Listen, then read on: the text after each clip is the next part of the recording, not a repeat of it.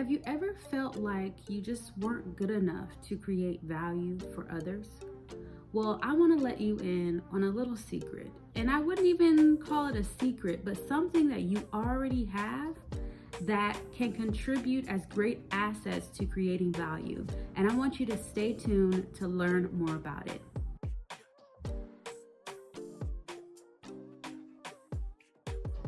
Welcome back, Jaleesa Dallas here, your courage cultivator. I am excited that you are here because in this space, we break barriers to our success, we bolster our belief for greater confidence, and we build courageous and brave behaviors to optimize our lives, creating belonging internally and externally in community. So I am super excited that you are here, and we're gonna have a really great conversation or tell you a little bit about some of the things that I've done to create some courage around leaning into the gifts, the talents, the strengths that I already have, and how to utilize that to create value for others. So let's go ahead and get started. But before we do, I would love if you would go ahead and like, comment, subscribe, and share this with someone you know. I truly believe that this particular episode is going to be valuable. No pun intended.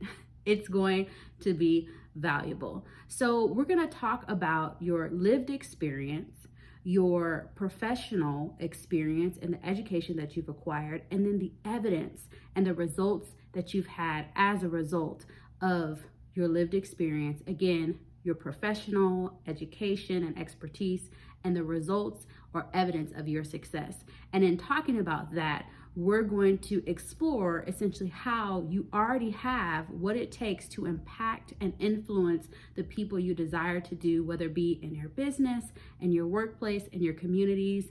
And I'm excited you're here. So I have some notes so I don't go too far off. So let's get started with your lived experience. Essentially, I'm talking about your journey. I'm talking about the breakthroughs, the things that you've overcome, the story that really changed everything about how you show up today and how valuable that is, not just for you, but also for other people. Your life journey, meaning the challenges, the breakthroughs, the lessons, are what will shape your value. So for example, me, if you have been along with me for quite some time, but if you're new, I'm just going to share a little bit about myself and what has helped me to go brave. So go brave is founded on scripture, specifically Joshua 1:6-9. And in a nutshell, it says, be strong and courageous, knowing that God will be with me wherever I go. And so there was a time in my life where I had experienced divorce, suicidal ideation, anxiety. Just a lot of things had really came crashing down. I didn't have a job, barely had a place to stay, literally just had my vehicle to my name and honestly the degrees I had, but yet nothing else. Thankfully, I had family that I could lean on, but I really hit rock bottom and what I thought was supposed to be a glamorous life, at least I thought. And as I mentioned, I had gone through divorce. And so I was trying to grapple with understanding what that was and who I was as a result of that. And so that story led into, I would say a few years later, me finding love again, finding hope again, an opportunity to open my heart again, which initiated again what it means to go brave, to take that leap into a new journey of relationship and love. And so God met me at that moment and at that time. And so I want you to think about what pivotal moment in your life really set the trajectory for where you are today, and how does that connect to your expertise, your education, and then the success that you may have gotten as a result of you overcoming, of you being able to break through that challenge that you may have had in that initial story. The next area that I want to explore is your expertise from education and employment. And so I'm speaking about formal education, certificates, professional skills that equipped you with knowledge that others may need. So think about your educational background and again, your career journey. So recently I built out my job description. Now, when I originally started in my role, mind you, I have a 9 to 5 and I also have a business and I do some nonprofit work as well. So I have multiple areas where I can pull varying skills from. But specifically, when I think of my job, I had to re-envision my job description because I am doing so much more than what I initially started off doing.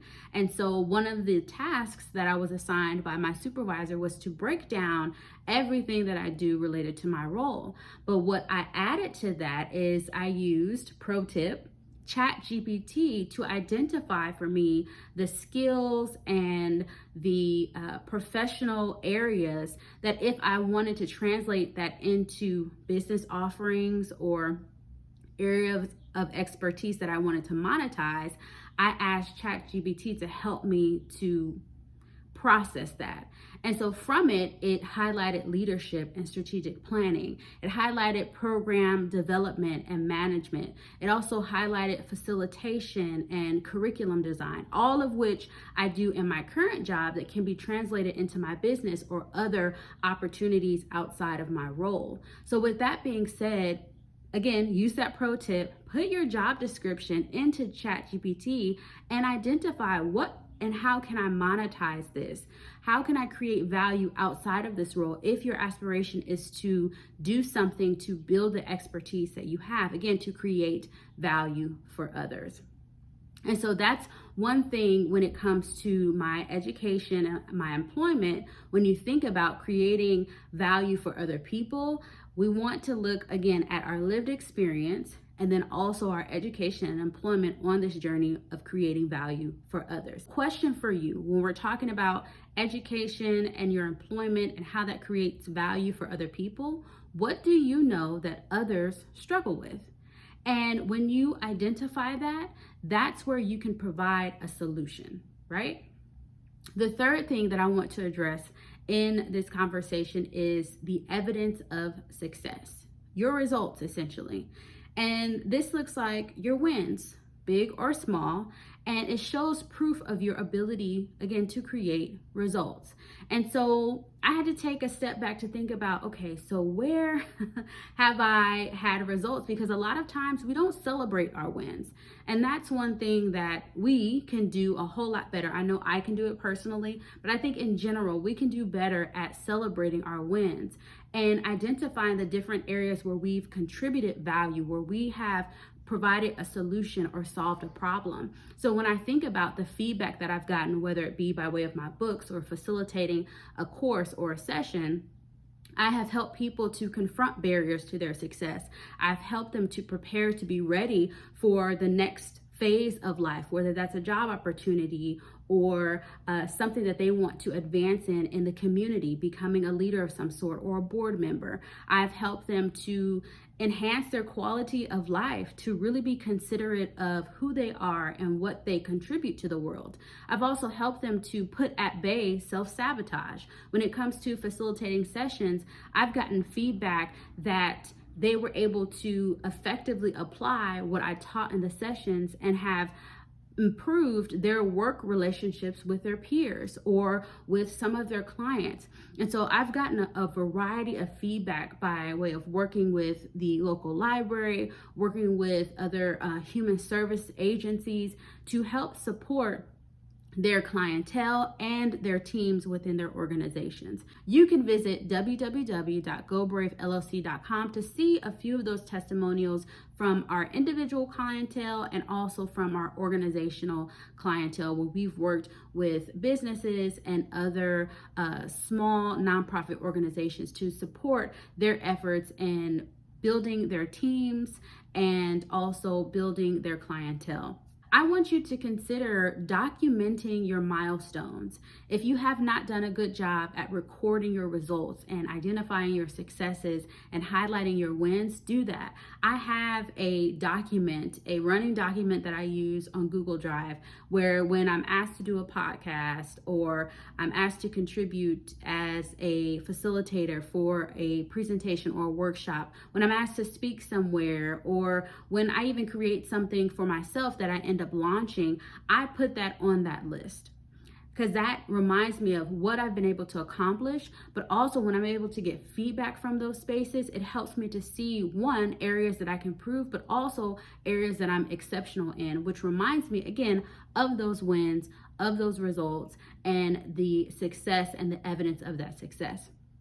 So in the bigger picture, we have everything we need to make impact and influences in the areas for which we serve in, and the areas for which we support, and the people that we want to connect with by way of our lived experience, the things that we've overcome, by way of our expertise, employment, and education, and the things that we've developed in that space, and then also as a result of our evidence, or the success of our evidence that we contribute by way of, again, our lived experience, our expertise. And so I hope that this was helpful to you. And I want you to tell me in the comments what you plan on working on. Highlight a particular strength in these 3 areas and tell me how you're going to create value around that. What is the story that you're going to share? What is the expertise that you're going to develop or pull from what you have? And what is the evidence you already have of success?